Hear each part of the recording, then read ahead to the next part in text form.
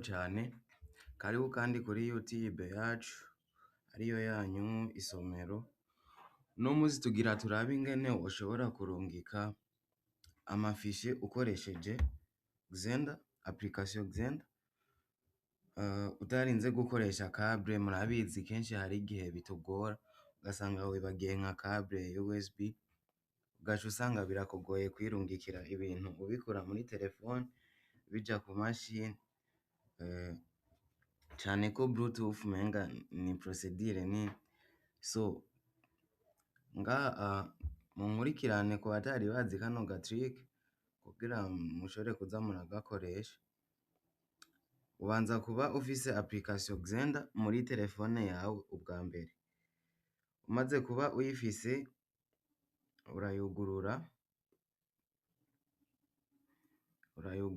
Ngaha uyuguruye hariho aga plus kari ino hejuru à droite, uca ugafyondako, hama haca hakwereka connecter sur PC, niho uca ufyonda iyo option ya mbere.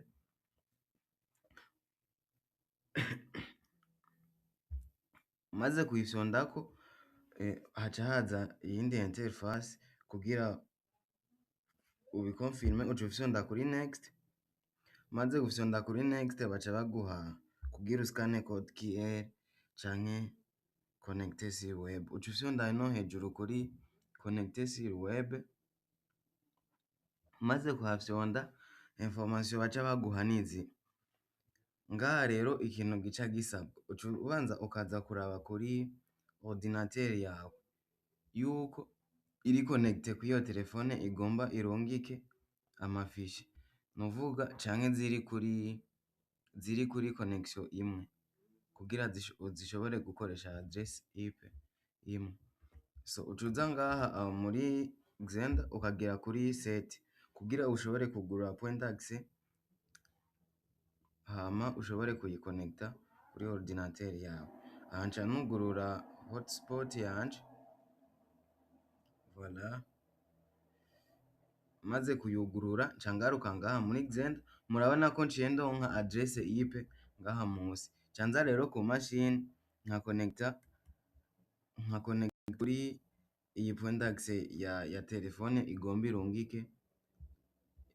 irungike izo fishe.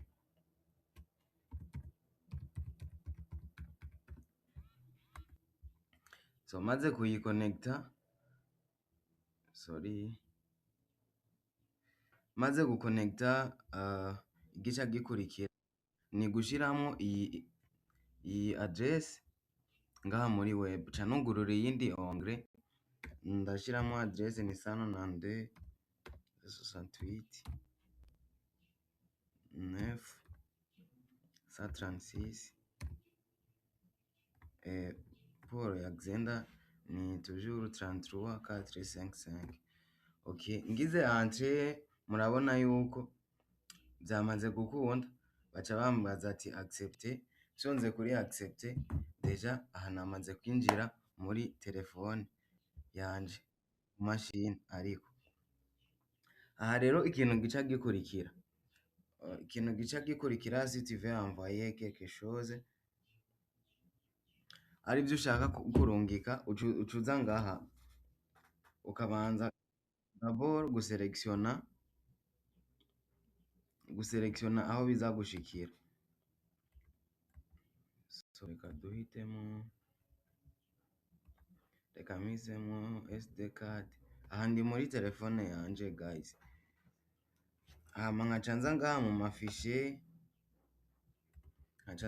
mafishe kugira nshobore guhitamwo ikintu ngomba kurungika. Par exemple reka nze nko ngaha muri video screencast, voilà. Maze guhitamo ngaha aho ndabirungika, murabona muri interface ya Xenda ngaha kuri ordi ibiri muri ya emplacement nafyonzeko murabibona. So nca nza ngaha, hama nkaca mfyondako, nkaglissa nzana ngaha mu kibanza nateguwe yuko iki kintu nzanye aho kiza gushikira. Nce nshiramo ngaha, murabona ngaha yuko iriko iraza direct. So mwakoze kudukurikirana.